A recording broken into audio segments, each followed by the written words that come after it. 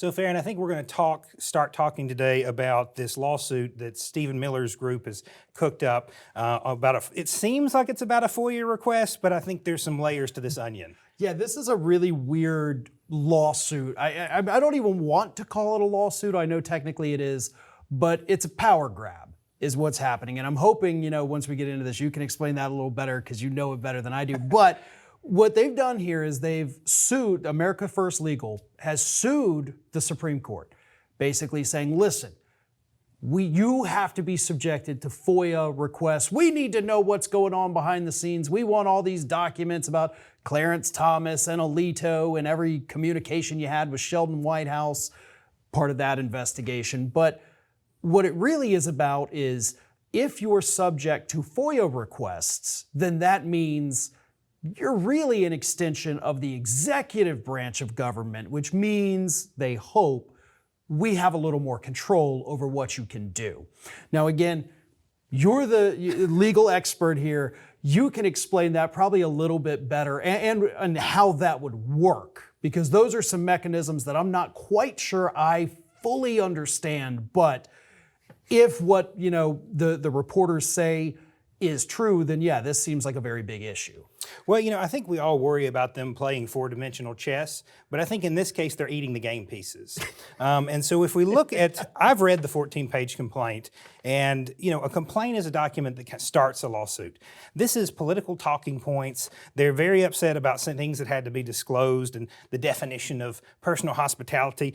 But one of the things I learned as a young attorney is when you don't see a lot of cites to the law and people are just rambling in a document, that means there's no law to rely on. But what I did find interesting is I did some digging with my research crew on this America First Legal Foundation. Now, this is led by three men, chief of which being Trump's familiar in human form, Stephen Miller. And if you look at their tax documents, they've gotten a lot of money lately, $26 million recently from the Brandt Foundation, which is a conservative think group. But if you go pull their 2023 tax returns, which I did do because they're a nonprofit, they're required to disclose, Stephen Miller, Gene Hamilton, and Reed Rubenstein all making about $250,000 to $300,000 off this one foundation in salary. When you look at these other guys, where they're coming from, several of them sued to try to keep their jobs when Biden took over. They wouldn't leave, and so they had to be fired, and they threatened a lawsuit. That failed. If you look at Mr. Epstein, he's a Federalist Society guy. He published a paper actually in 2012 called, co-authored, gmail.gov, When Politics Get Personal, Does the Public Have a Right to Know? He also had another legal group kind of like this that hasn't done anything in about a year. It seems like once he started getting paid $300,000 a year to be over here, he didn't need to do that anymore. And he also has been appointed to things by Trump in the past. I mean, these are all very loyalist Trump people under another name. And, interestingly, as I was thinking about it this weekend, Stephen Miller's the only one, certainly at that level, that survived the first administration, including Trump's own family. Yeah. And of course, Miller right now, one of his top advisors, I think he obviously doesn't have that title, but he is. He's going out there now. He's with Donald Trump signing executive orders. He's starting to do interviews, becoming way more visible. And this is the guy that is the architect of everything having to do with Donald Trump's immigration policy. So it would make sense that he is going after the Supreme Court because the Supreme Court is the one who said, no, you can't just send this innocent guy to this CECOT prison in El Salvador, facilitate his return. So Miller has an axe to grind. His group that he still can control from the White House, probably shouldn't be able to, but he does. Now he says, all right, go get them.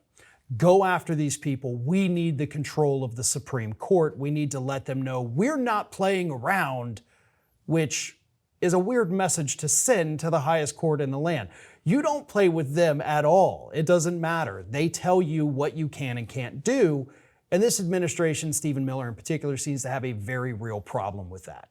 When we look at the other co-founders and vice presidents, they're all up for appointments in this current administration. Hamilton worked in the Justice Department and Homeland Security. He's now senior counsel to the White House.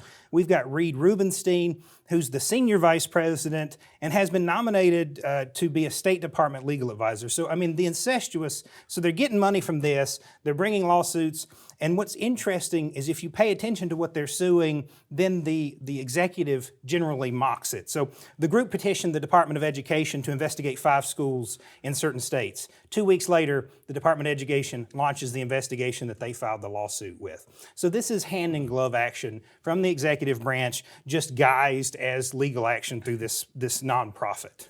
Absolutely ridiculous what they're doing. And look, we also know, and this is a very terrifying thing, you have all these other law firms that Donald Trump has targeted, through executive orders or threatened with executive orders. So what they did, these big, corporate defense firms, they said, okay, listen, if you don't target us, we'll give you $100 million in free legal representation. They're almost up to $1 billion now. And part of the caveat is it's not just legal representation for Trump, it's whatever you, Donald, want us to go represent, we'll give you $100 million worth of it. And again, there are almost 10 firms that have agreed to this. So the America First Legal Foundation, they can file a lawsuit.